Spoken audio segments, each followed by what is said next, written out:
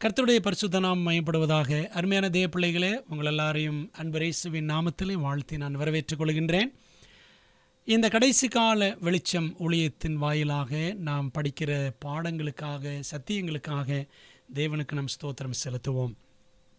இந்த நாட்களில் நாம் அக்கினியின் கீழ் விசுவாசம், ஃபெய்த் அண்டர் ஃபயர் என்ற தலைப்பின் கீழே பாடங்களை படித்து வருகின்றோம். இன்றைக்கு நாம் பார்க்க இருக்கிற செய்தி 5ஆம் பாகம். அதனுடைய தலைப்பு என்னவென்றால் சத்தியத்தை தேடுபவர்கள், ட்ரூத் சீக்கர்ஸ் என்ற தலைப்பின் கீழே நாம் சத்தியத்தை கற்றுக்கொள்ளப் போகின்றோம். சத்தியத்தையும் அறிவீர்கள், சத்தியம் உங்களை விடுதலையாக்கும் என்று யோவான் 8:32 நாம் வாசிக்கிறோம்.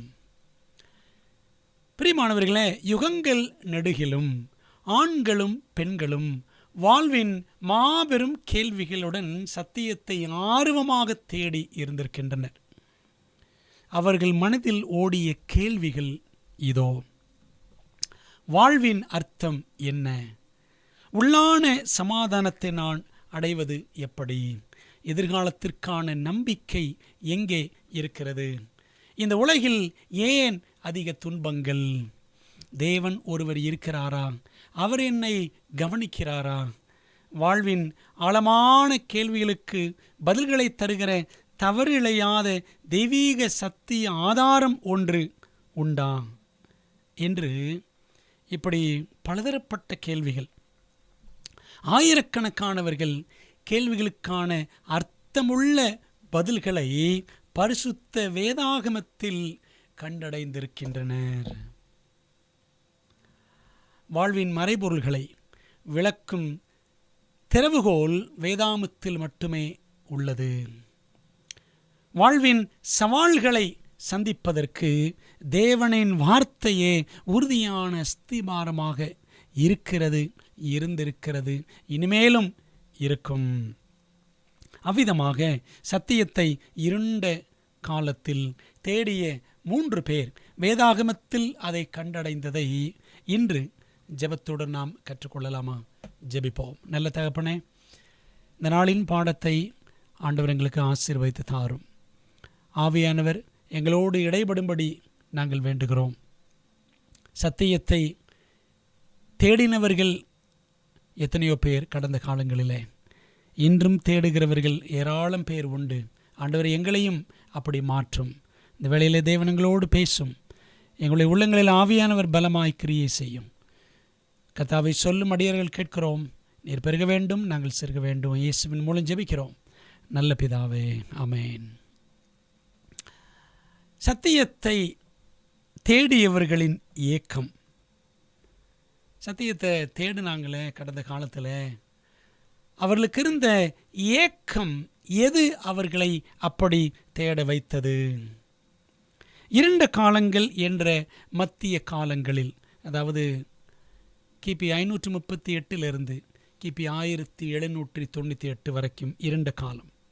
அந்த காலகட்டங்களில் சத்தியத்தின் ஒளி கத்தோலிக்க பாரம்பரியம் மற்றும் மூட பழக்க வழக்கம் என்னும் இருளால் மறைக்கப்பட்டிருந்தது.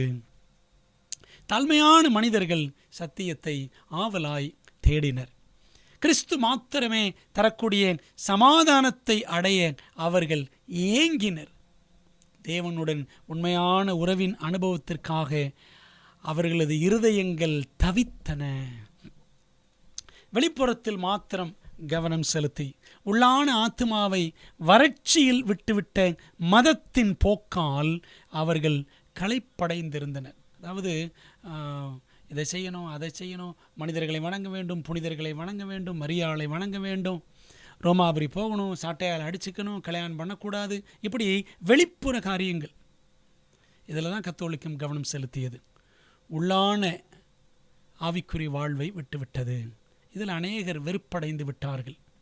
மத்திய காலங்களில் சத்தியத்தை தேடியவர்களை ஊக்குவித்தது எது தெரியுமா? அவர்கள் தேவனை அறிவதற்கு கொண்டிருந்த ஏக்கம். அவரது வார்த்தையின் நித்திய சத்தியங்களில் ஆத்தும பசி கொண்டிருந்தனர். அன்பானவர்களே, வேதாமத்தில் பாருங்க, எரேமியாவுக்கு இருந்த தாகம், உங்கள் முழு இருதயத்தோடும் என்னை தேடினீர்களானால் என்னை தேடிகள் கண்டுபிடிப்பீர்கள். எரேமியா மூலமாக ஆண்டு வெளிப்படுத்துகிறார். அப்போ தேவனை முழு இருதயத்தோடு தேட வேண்டும். தாவீதின் தாகம் பாருங்க, சங்கீதம் 42:1-2, மானானது நீரோடைகளை வாஞ்சித்து கதறுவது போல தேவனே என் ஆத்துமா உம்மை வாஞ்சித்து கதறுகிறது. என் ஆத்துமா தேவன் மேல், ஜீவனுள்ள தேவன் மேலேயே தாகமாய் இருக்கிறது. நான் எப்பொழுது தேவனுடைய சந்நிதியில் வந்து நிற்பேன். இப்படிப்பட்ட தாகம் எரேமியா, தாவீது ஆகியோரிடம் வெளிப்பட்டது. மாபெரும் சீர்திருத்தவாதிகளின் ஜீவியங்களிலெல்லாம் காணப்பட்ட ஒரு பொதுவான விஷயம் என்னவென்றால், அவர்கள் தேவனை அறிவதில் கொண்டிருந்த ஏக்கமே ஆகும். அவர்கள், அந்த சீர்திருத்தவாதிகள், பல்வேறு பின்னணிகளில் இருந்து வந்தனர். அவர்களில் பலர் மெத்த படித்தவர்கள், சிலர் படிப்பறிவற்றவர்கள், சிலர் பணக்கார குடும்பங்களில் பிறந்தவர்கள், சிலர் ஏழை குடும்பங்களில் பிறந்தவர்கள், சிலர் நகரங்களில் வளர்ந்தவர்கள், சிலர் நாட்டுப்புறங்களில் வளர்ந்தவர்கள், ஐரோப்பாவில் பலதரப்பட்ட நாடுகளிலிருந்து அவர்கள் வந்தவர்கள், வித்தியாசமான மொழிகளை பேசினர். அவர்கள் பின்னணி எப்படிப்பட்டதாய் இருந்தாலும் தேவனை அறிவதற்கான தனியாத தாகம் அவர்களிடம் இருந்தது. மனுக்குலம் அனைத்தின் ஏக்கமும் அதுவே ஆகும். நீர் எங்களை உமக்கென்று உண்டாக்கினீர், எங்கள் இருதயம் உம்மில் இளைப்பாறுதல் அடையும் வரை அமைதி அடையாது என்று செயின்ட் அகஸ்டின் சொல்லி வைத்திருக்கிறார். You have made us for yourself, O God, and our heart is restless until it finds rest in you. எத்தனை உண்மையிலும் உண்மையான வாக்கியம் அகஸ்டின் கூறி வைத்த இந்த வாக்கியம். அன்று வாழ்ந்தவர்களும் மனிதர்களே, இன்று வாழ்பவர்களும் மனிதர்களே. ஆயினும் இரண்டுக்கும் வித்தியாசம் நம் கண்முன் நாம் காணும் தொழில்நுட்ப முன்னேற்றமே. அந்த காலத்துக்கு இந்த காலத்துக்கு அதான் வித்தியாசம். தினந்தோறும் சமூக ஊடகங்களில் 10,000க்கும் அதிகமான தகவல்களை, பதிவுகளை நாம் பெற்றுக்கொண்டே இருக்கிறோம். அப்படி பெற்றுக்கொண்டே இருந்தாலும் நம் ஆள் மனம் ஆண்டவருடன் உள்ள உறவையே அதிகமாக தேட வேண்டும். தினமும் பெற்று வருகிற வாட்ஸ்அப், இன்ஸ்டாகிராம், ஃபேஸ்புக் தகவல்கள் நமது இதயத்தின் நித்தியத்திற்கு அடுத்த இயக்கங்களுக்கு தாகம் தீர்க்கும் விதமாக அமையுமா? அமையாது.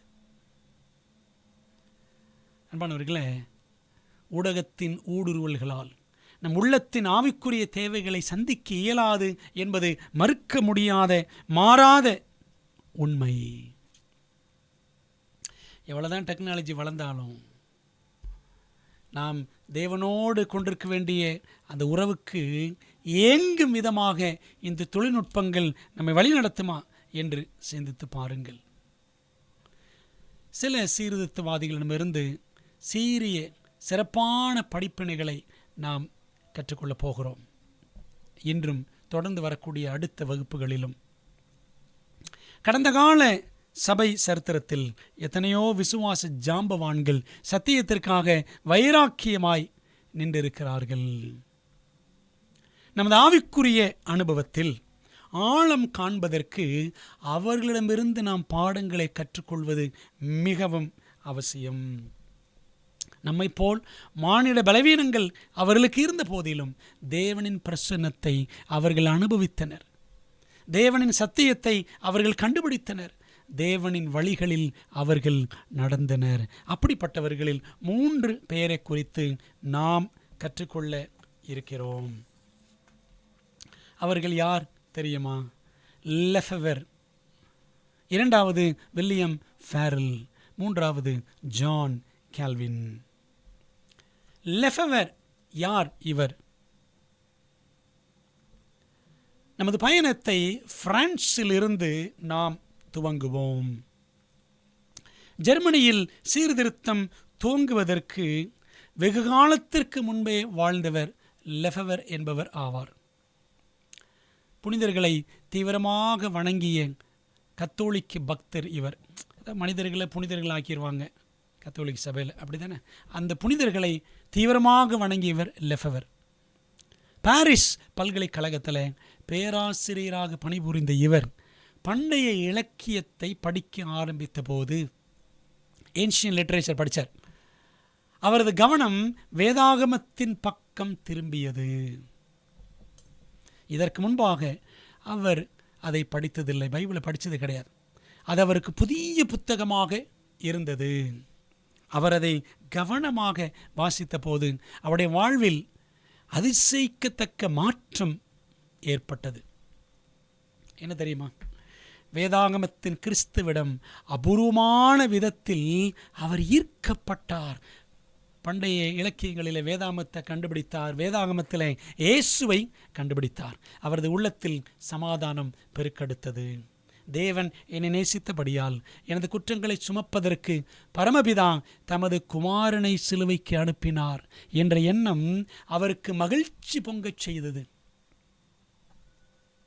கிறிஸ்து இல்லாமல் தான் நித்திய மரணத்துக்கு ஏதுவான தொலைந்து போன பாவியே, ஆனாலும் கிறிஸ்துவின் பூரண ஜீவியத்தையும் சிலுவையின் தியாகத்தையும் ஏற்றுக்கொள்வதன் மூலமாக தனக்கு நித்திய ஜீவன் உண்டு என்ற உண்மையை அவர் கண்டுபிடித்தார். நான் பாவி, கிறிஸ்துவின் மூலமாக எனக்கு நித்திய ஜீவன் என்ற உண்மை அவருக்கு தெரிஞ்சிருச்சு. அவர் சொன்னார் பாருங்க, ஓ எத்தனை சொல்லி முடியாத மாமேன்மையான பரிமாற்றம்! பாவமற்றவர் குற்றம் சுமத்தப்பட்டார், குற்றவாளி விடுவிக்கப்பட்டான். ஆசீர்வாதமானவர் சாபத்தை சுமந்தார், சபிக்கப்பட்டவன் ஆசீர்வாதம் பெறுகிறான். ஜீவனானவர் மரிக்கிறார், மரித்தவன் ஜீவன் பெறுகிறான். மகிமையானவர் இருளில் கிடந்தார். கிறிஸ்து சிலுவையில் தொங்கும் பொழுது 3 மணி நேரம் இருளில் கிடந்தார். வெட்கிய முகம் தவிர வேறொன்றும் அறியாதவன் மகிமையால் உடுத்து வைக்கப்படுகிறான். நமக்கு மகிமையை கொடுப்பதற்காக, நம்மை மகிமையில் சேர்ப்பதற்காக அவர் இருளில் கிடந்தார் என்று ஆனந்தம் பொங்க அவர் எழுதி வைத்தாராம். அன்பான தேவப்பிள்ளைகளே, லெஃபெவர். இரண்டாவது நபர் யார் என்றால் வில்லியம் ஃபேரல். இவர் யார் என்று சொன்னால் லெஃபெவரின் மாணவர்களில் ஒருவர் வில்லியம் ஃபேரல். இவரும் தனது பேராசிரியரைப் போலவே புனிதர்களை வணங்குவதற்காக பாரிஸ் நகர பேராலயங்கள் மற்றும் பலிபீடங்களையெல்லாம் சுற்றி சுற்றி வந்தாராம். ஆயினும் உள்ளத்தில் சமாதானம் கிட்டவில்லை. தனது தகுதியின்மை மற்றும் பாவத்தை நினைத்து நினைத்து குற்ற உணர்வினால் கூனி குறுகி போனார். தனது பாவநிலை குறித்த அலைக்கழுப்பினால் அவதிப்பட்டார். அன்பான தேவ பிள்ளைகளே, இவருடைய உள்ளத்தில் சமாதானத்திற்காக தவித்தார். அந்த மனசமாதானம் தனக்கு தேவை என்று அவர் உணர்ந்தார். ஃபேரல் சத்தியத்தை வெகு தீவிரமாக தேடினார். லெஃபெவரின் வார்த்தைகளை கவனித்த போது அவருக்கு உண்டான சிந்தனை என்னவென்றால், ரட்சிப்பு கிருபையினால் உண்டாகிறது. குற்றமற்றவரான கிறிஸ்து உனக்கு பதிலாக குற்றம் சாட்டப்பட்டார், நீ விடுவிக்கப்பட்டாய். படித்தோம்ல லெஃபெவருடைய வார்த்தைகள்.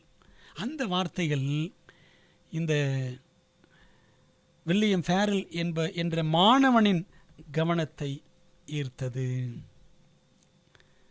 தேவன் தனக்கு கொடுக்கிற கிருபை இலவசமானது என்ற சிந்தனை அவரை ஆரம்பத்தில் ஆச்சரியத்தில் ஆழ்த்தியது. இது எப்படி சாத்தியம்? விசுவாசத்தினால் கிறிஸ்துவை ஏற்றுக்கொள்வதன் மூலம் நித்திய ஜீவன் எனும் ஈவை நான் பெறுகிறேனா? என்னால் நம்ப முடியவில்லையே என்று ஃபேரல் ஆச்சரியப்பட்டார். ஆண்டு கொடுக்கிற கிருபை அத்தனை இலவசமா? இயேசுவை ஏற்றுக்கொண்டால் எல்லாம் கிடைச்சிருமா? ஜீவன், நித்திய ஜீவன் எல்லாமே. அவரால் நம்ப முடியல வில்லியம் ஃபேரலால்.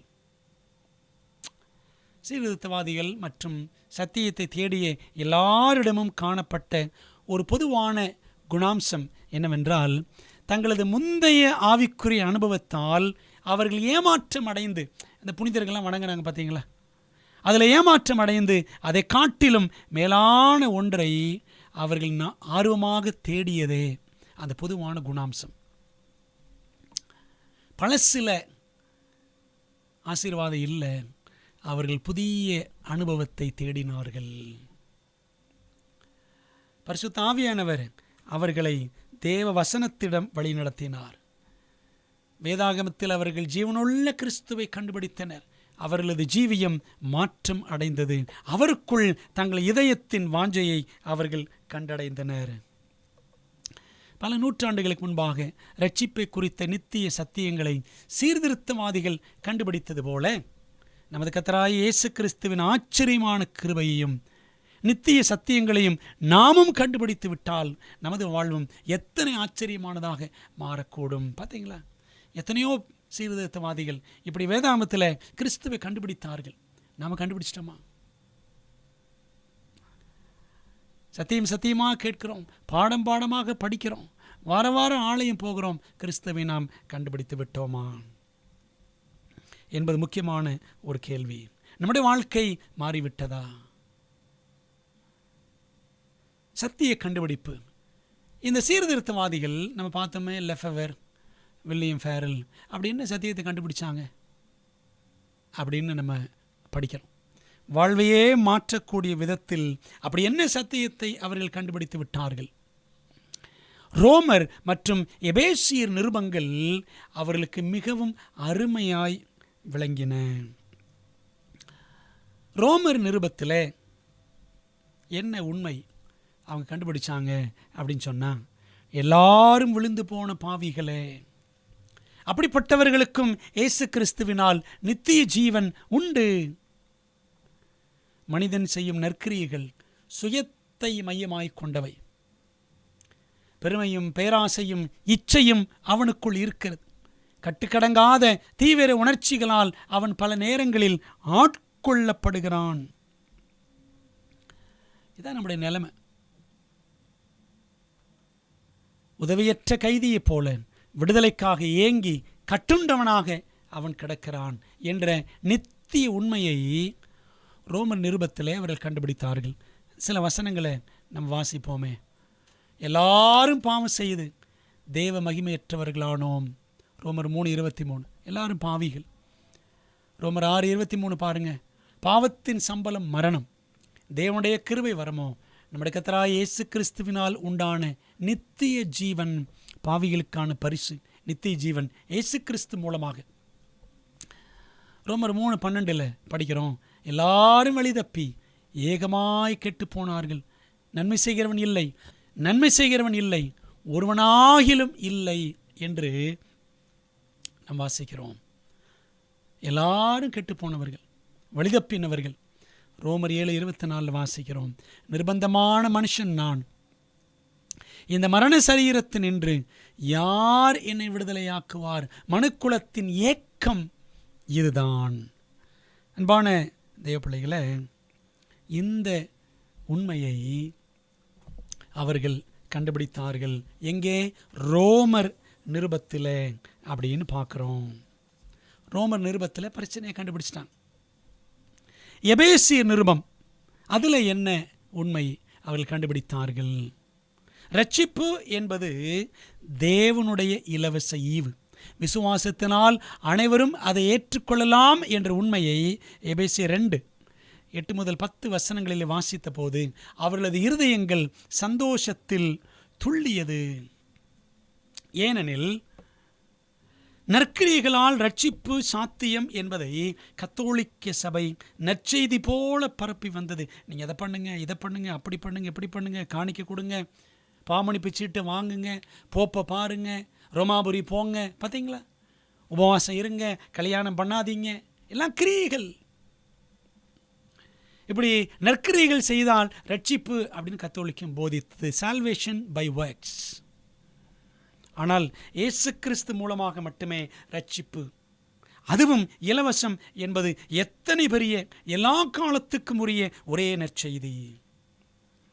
எனது எல்லா குறைகள், குற்றங்கள் மற்றும் பலவீனங்களை வைத்து என்னையே உற்று பார்த்தால் நான் ரட்சிக்கப்படுவது சாத்தியமில்லை என்பது போல் தெரியும். ஆனால் இயேசுவை அவரது எல்லா நீதி மற்றும் பூரணத்தில் நோக்கும்போது நான் தொலைந்து போவது சாத்தியமற்றது என்பது போல் தெரியும். என்னையே பார்த்தா ரட்சிப்பு சாத்தியமில்லை அப்படின்னு தெரியும். ஆனால் அவரை நோக்கி பார்த்தால் நான் ரட்சிக்கப்படாமல் போவது எப்படி என்பது புரியும். இயேசுவை ஏற்றுக்கொள்ளுதல் என்பது எனது அநீதியான வாழ்வு என்னும் இடத்தில் அவரது நீதியான வாழ்வை விசுவாசத்தால் பெற்றுக்கொள்ளுதலாகும். எனது நித்திய மரணம் என்னும் இடத்தில் அவரது சிலுவை மரணத்தை ஏற்றுக்கொள்ளுதல் ஆகும்.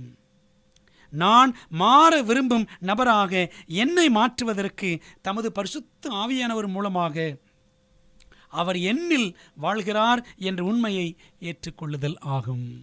பார்த்தீங்களா, இயேசுவை ஏற்றுக்கொள்ளும் பொழுது இதெல்லாம் சாத்தியமாகிறது.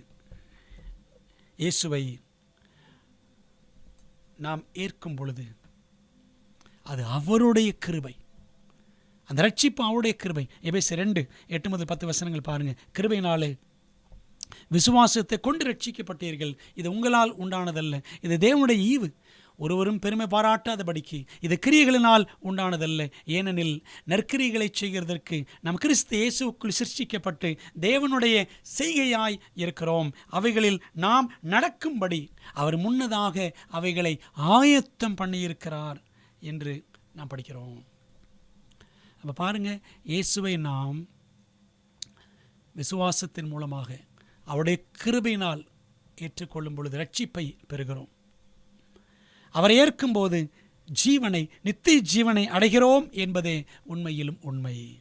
அந்த உண்மை 1 யோவான் 5:11-13 அழகாக கூறப்பட்டுள்ளது. தேவன் நமக்கு நித்திய ஜீவனை தந்திருக்கிறார், பிதாவாகிய தேவன். அந்த ஜீவன் அவருடைய குமாரனில் இருக்கிறது என்பதே அந்த சாட்சியாம். குமாரனை உடையவன் ஜீவனை உடையவன், தேவனுடைய குமாரன் இல்லாதவன் ஜீவன் இல்லாதவன். உங்களுக்கு நித்திய ஜீவன் உண்டென்று நீங்கள் அறியவும், தேவகுமாரனுடைய நாமத்தின் மேல் நீங்கள் விசுவாசமாய் இருக்கவும், தேவகுமாரனுடைய நாமத்தின் மேல் விசுவாசமாய் இருக்கிற உங்களுக்கு இவைகளை எழுதியிருக்கிறேன் அப்படின்னு படிக்கிறோம். அப்போ பாருங்க, கிறிஸ்துவினால் நமக்கு ஜீவன், நித்திய ஜீவன் சாத்தியமாகிறது. கிறிஸ்துவை விசுவாசிக்கும் பொழுது, விசுவாசம் அல்லது விசுவாசித்தல் என்பது சித்தத்தின் செயல். Believing is an act of the will என்பது நாம் ஏற்றுக்கொள்ள வேண்டிய முக்கியமான காரியம். விசுவாசித்தல் என்பது சித்தத்தின் செயல், அது நம்முடைய சித்தம், நம்முடைய விருப்பத்தின் வெளிப்பாடு. இயேசுவை விசுவாசிப்பது என்பது நம்முடைய விருப்பத்தின் வெளிப்பாடு, அப்படித்தான் சொல்லணும். பரிசுத்த ஆவியினால் உணர்த்தப்படும் போது நாம் விசுவாசிக்க தெரிந்து கொள்கிறோம். ஆகவே ரட்சிப்பு என்பது இயேசுவை ஏற்றுக்கொள்ள நாம் செய்யும் தெரிவு ஆகும். நான் பாவம் செய்து தெய்வீக லட்சியத்தில் குறைபட்டிருக்கிறேன் என்பதை கண்டுகொள்ளும் போது அவர் என்னை நேசிக்கிறார், என்னை ரட்சிப்பதற்கு அவர் மாபெரும் தியாகத்தை செய்திருக்கிறார் என்ற உண்மையை உணர்ந்து கொள்ள வேண்டும். நான் பாவம் செஞ்சுட்டேங்க, ஆண்டவருடைய அந்த லட்சியத்திலேருந்து நான் தவறி கீழே விழுந்துட்டேன், ஆனாலும் என்னை இயேசு நேசிக்கிறார். என் ரட்சிக்க அவரே இறங்கி வந்து மானிடனாக சிலுவையிலே தன்னை தத்தம் செய்தார். இந்த உண்மையை நம்ம ஒத்துக்கணும். எனது பாவங்களே அவரது இதயத்தை உடைத்தது என்பதை நான் ஒத்துக்கொள்ள வேண்டும். இவ்விதமாக மனம் திரும்பி பாவத்தை அறிக்கை செய்து இயேசுவை விசுவாசிக்கும் போது நான் மன்னிக்கப்படுகிறேன். தேவன் இலவசமாக கொடுக்கிற நித்திய ஜீவனை ஏற்றுக்கொள்ளும் போது அவரது ஆவியினால் பலன் அடைந்து புது வாழ்வை நான் வாழ்கிறேன். அதே பவுல் 2 கொரிந்தியர் 5:17 புது சிருஷ்டி ஆகுதல் என்று கூறுகிறார். பாருங்களேன், இப்படி இருக்க ஒருவன் கிறிஸ்துவுக்குள் இருந்தால் அவன் புது சிருஷ்டியாக இருக்கிறான், பழையவைகள் ஒளிந்து போயின, எல்லாம் புதிதாயின என்று நாம் இங்கே வாசிக்கிறோம். இரட்சிப்பின் சத்தியம் என்னும் ஒளியால் இவ்விதமாக மாற்றமடைந்த சீர்திருத்தவாதிகள் தேவனின் அன்பினால் நிரப்பப்பட்டனர். தேவனின் கிருபை அவர்கள் வாழ்வில் பொங்கி வழிந்தது. அன்பான தேவ பிள்ளைகளே, பார்த்தீங்களா, இப்படி கிறிஸ்துவை அவருடைய கிருபையினால் கண்டடைந்தவர்களின் உள்ளம் சந்தோஷத்தால் சமாதானத்தால் பொங்கி வழிந்தது. பவுலைப் போல் அவர்களும் வெட்கப்படாத சுவிசேஷகர்களாக மாறினர். ரோமர் 1:16 படிக்கிறவள, கிறிஸ்துவின் சுவிசேஷத்தை குறித்து நான் வெட்கப்படேன். முன்பு யூதரிலும் பின்பு கிரேக்கரிலும் விசுவாசிக்கிறவன் எவனோ அவனுக்கு இரட்சிப்பு உண்டாவதற்கு அது தேவ பலனாய் இருக்கிறது என்று ரோமர் 1:16 சொல்லுகிறது. தாங்கள் தேவ கிருபையினால் மாற்றம் அடைந்ததை இந்த விசுவாச மனிதர்கள் தங்கள் இரட்சிப்பின் கதையை பிறர்க்கும் சொல்ல வேண்டும் என்று உந்தப்பட்டனர். சத்தியத்தை அறிந்து விட்டோம், கிறிஸ்துவை ஏற்றுக்கொண்டு விட்டோம், அவரை பிறருக்கு அறிவிக்க வேண்டுமே என்ற தாகம் அவர்களை உந்தி தள்ளியது ஊழியத்திற்கு நேராக. லெஃபவர் புதிய ஏற்பாட்டை பிரெஞ்சு மொழியில் கொண்டு வருவதற்கு தீவிரமாக மொழிபெயர்ப்பு செய்தார்.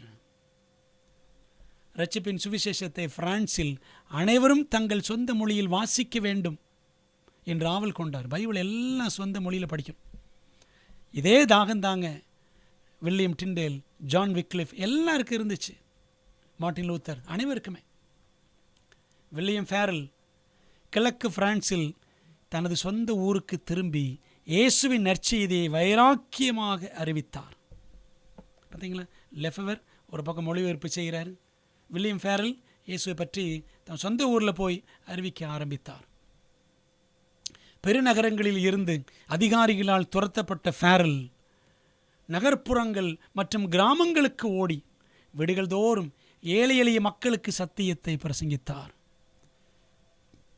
கத்தோலிக்க சபை அதிகாரிகள் மூலம், அந்த சபையார் மூலம், பெரிய பெரிய முக்கிய புள்ளிகள் மூலம் வரும் உபத்திரவத்தை தவிர்ப்பதற்காக அவர் இடம் விட்டு இடம் மாறிக்கொண்டே இருந்தார். யாரு? வில்லியம் ஃபேரல் என்பவர்.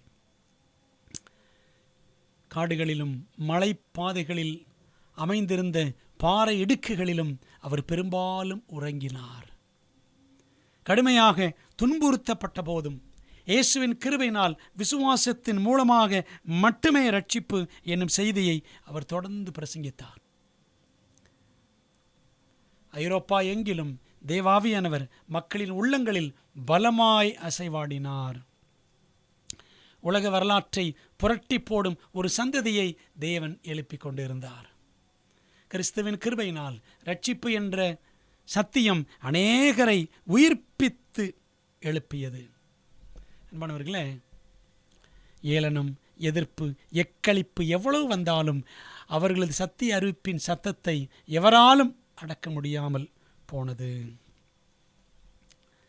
பிரியமான தேவ பிள்ளைகளே, நான் படிக்கிற இந்த லெஃபவர், வில்லியம் ஃபேரல், இன்னும் அடுத்து படிக்க போகிற நபர் ஜான் கால்வின், இவங்களை பற்றிலாம் நீங்கள் என்ன செய்யலாம்? மாபெரும் போராட்டம் புத்தகத்தில் இன்னும் அதிகமாக நாம் படித்து கற்றுக்கொள்ளலாம். பார்த்தீங்களா? அப்போது இந்த சத்திய அறிவிப்பின் சத்தம் கேட்டுக்கொண்டே இருந்தது, யாரும் அதை அடக்க முடியவில்லை. அப்படி எழும்பின இன்னொரு நபரை நாம் பார்க்கலாம். அவர் யார் என்றால் ஜான் கால்வின்.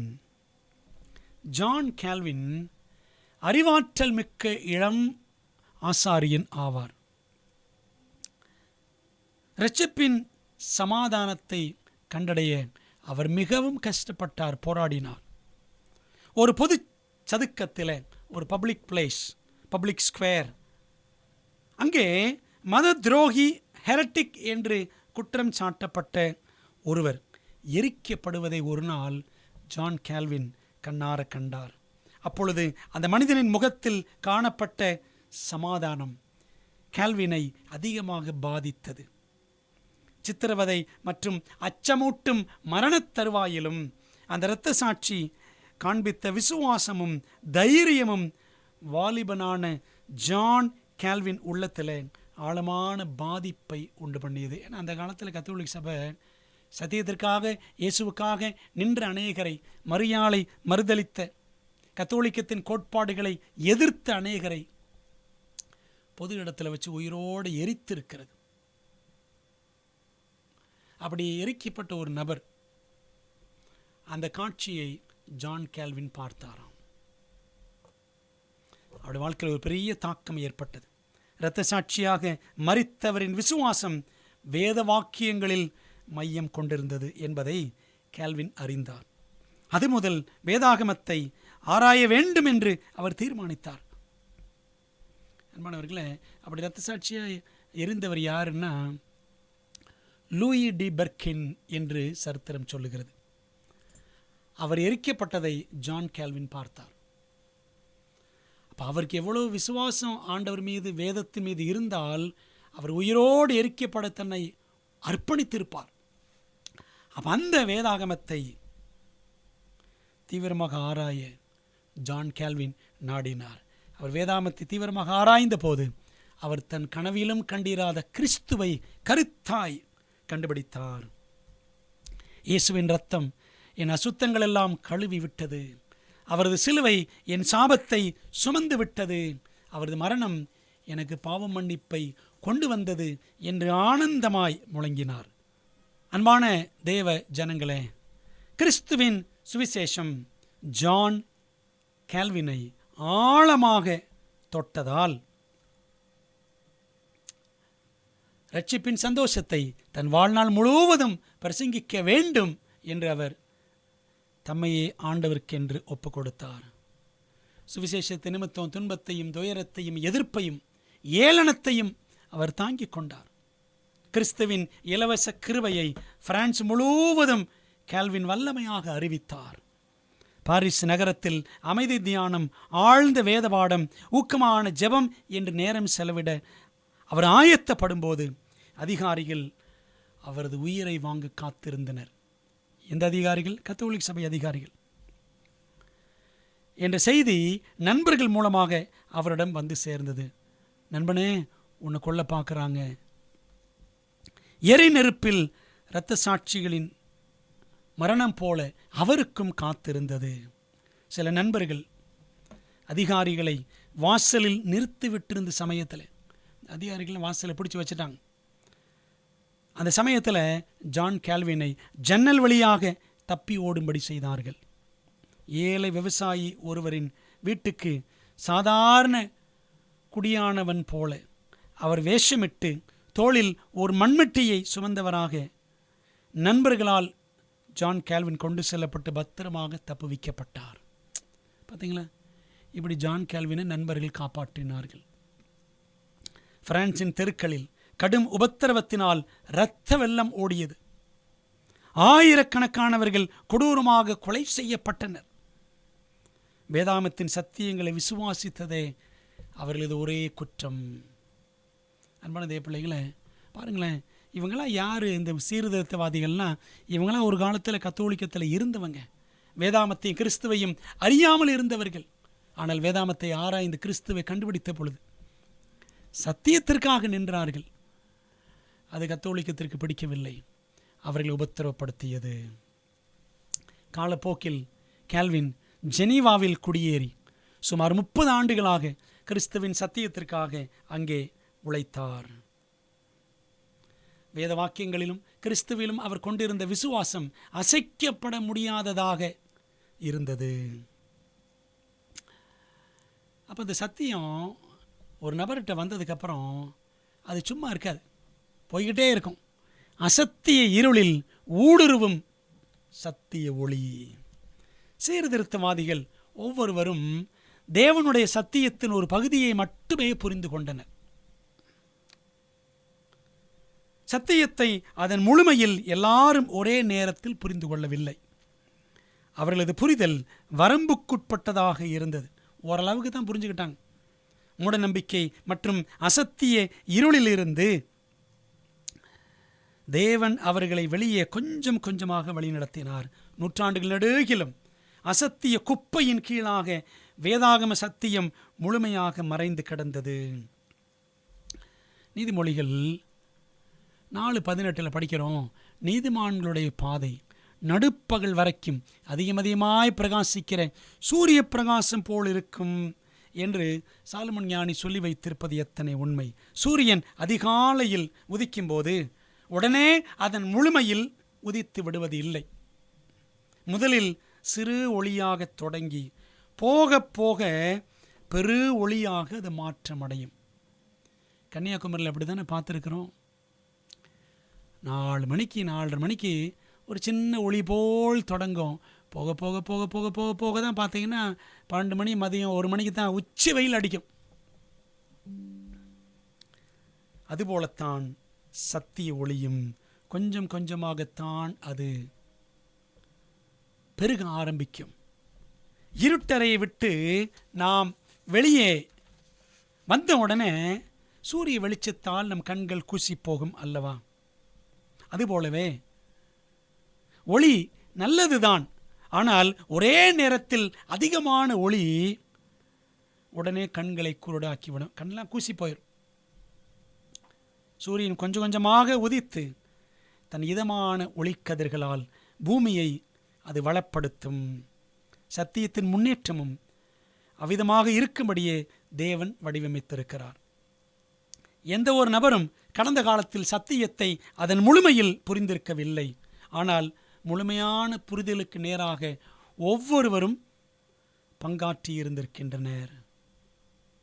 வேத வாக்கியங்களை அவர்கள் விடாமுயற்சியுடன் ஆராய்ந்த போது தேவ மனிதர்கள் தெய்வீக திட்டத்தை புரிந்து கொண்டு அதை ஜனங்கள் புரிந்து கொள்ள செய்வதற்கும் முக்கிய பங்கு வகித்திருக்கின்றனர். பார்த்தீங்களா, நம்ம பார்த்த அந்த நபர்கள் லெஃபவர், வில்லியம் ஃபேரல், ஜான் கேல்வின், முதல்ல அவங்க புரிஞ்சுக்கிட்டாங்க.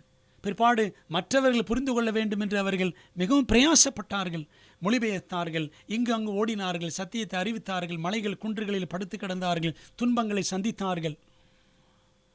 அன்பானவர்களே, இயேசு சொன்னது மாதிரி உங்களை ஒரு பட்டணத்தில் துரத்தினால் இன்னொரு பட்டணத்துக்கு போங்க, இப்படி தான் ஓடினாங்க. வில்லியம் டிண்டேல் அப்படி தான் ஓடினார். ஜான் கேல்வின் அப்படி தான் ஓடினார்.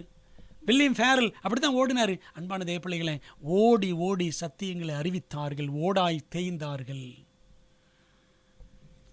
இன்னைக்கு நம்முடைய வாழ்க்கை, சத்திய வாழ்க்கை, ஆவிக்குரிய வாழ்க்கை எப்படி இருக்கிறது என்பதை நாம் சற்று யோசிக்கணும். சத்தியம் நமக்கு கிடைச்சப்போ ஒரு சின்ன ஒளியாக கிடைத்தது. இப்பொழுது அது பிரகாசமாய் நம்முடைய வாழ்க்கையிலே வெளிப்படுகிறதா? ஆண்டவரை நோக்கி பார்க்கிற அந்த அனுபவத்திற்குள்ளாக நாம் நெருங்கி வளர்கிறோமா? யோசிப்போம். அசத்திய கலைகளாகிய திருச்சபையின் பாரம்பரியங்களை அவர்கள் முன்னோடிகள் புறந்தள்ளி கிறிஸ்துவின் உபதேசங்களை முக்கியமென கருதி ஏற்றுக்கொண்டதால் இரட்சிப்பின் சந்தோஷத்தை அவர்கள் அனுபவித்தனர். நித்திய வாழ்வின் நம்பிக்கை அவர்களது உள்ளங்களில் பிரகாசமாய் கொழுந்துவிட்டு எரிந்தது.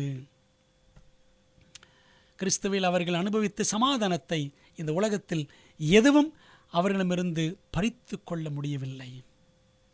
அவரது வார்த்தையில் இயேசுவை எவ்வளவாய் கண்டுபிடித்தார்களோ அவ்வளவாய் அவர்கள் அவரை நேசித்தனர். தெய்வீக அன்பின் சுயநலமற்ற குணத்தை எவ்வளவாய் அவர்கள் புரிந்து கொண்டார்களோ அவ்வளவாய் அவர்கள் கற்பதில் ஆர்வம் கொண்டனர். அவரது கிருபையை எவ்வளவாய் அவர்கள் அறிந்தார்களோ அவ்வளவாய் அவர்கள் அதை அனுபவிக்க வாஞ்சித்தனர். பார்த்தீங்களா? அப்போ அவங்க வளர்ச்சி எல்லாம் நாளுக்கு நாள் சத்தியத்திலும் கிறிஸ்துவிலும் அவரது கிருபையிலும் ஆவிக்குரிய வாழ்க்கையிலும் தேவனோடு இருக்கிற உறவிலும் வளர்ந்துக்கிட்டே இருந்துச்சு. நமக்கு அப்படி இருக்கிறதா? சத்தியத்தை தேடியவர்கள், சத்தியத்தை தேடுபவர்கள், இந்த தலைப்பில் தான் படிச்சுட்டு இருக்கிறோம். சத்தியத்தை தேடிய சீர்திருத்தவாதிகளில் அந்த சீர்திருத்தவாதிகள் பயமின்றி தேவனின் நற்குணம் மற்றும் கிருபையை சாட்சியாக பிறருடன் பகிர்ந்தனர். கிறிஸ்துவின் கிருபையின் சுவிசேஷத்தை தங்கள் இருதயங்களில் அவர்களால் மறைத்து வைக்க முடியவில்லை. சமாதானம் மற்றும் சந்தோஷத்தின் ஆதாரமான கிறிஸ்துவை, குற்ற உணர்விலிருந்து விடுதலை தந்து பாவங்களை மன்னித்து புது நம்பிக்கை ஊட்டுகிற கிறிஸ்துவை எப்படி பகிராமல் இருக்க முடியும்? ஆகவே எதிரடை சூழ்நிலைகள் என்ன நேரிட்டாலும் இயேசுவை அறிவிப்பதில் அக்காலத்து சீர்திருத்தவாதிகளிடம் அசைக்க முடியாத விசுவாசம் இருந்தது. அன்பானவர்களே, தேவனின் என்றும் மாறாத நித்திய கிருபையை இன்றும் நாம் அனுபவிக்கத்தான் செய்கிறோம். ஆயினும் அந்த உன்னதமான கிருபையை நாம் வியந்து பார்க்கிறோமா? உயர்த்தி போற்றுகிறோமா? அனைவருக்கும் அதை பகிர்கிறோமா? என்ன நேரிட்டாலும் தேவ கிருபையில் நிலைத்திருப்போம் என்று தீர்மானித்திருக்கிறோமா? சிந்திப்போம். சீர்பொருந்தி வாழ்வோம். ஜெபிக்கலாமா? எங்கள் நல்ல தகப்பனே, இந்த நாளுக்காக நமக்கு நன்றி செலுத்துகிறோம்.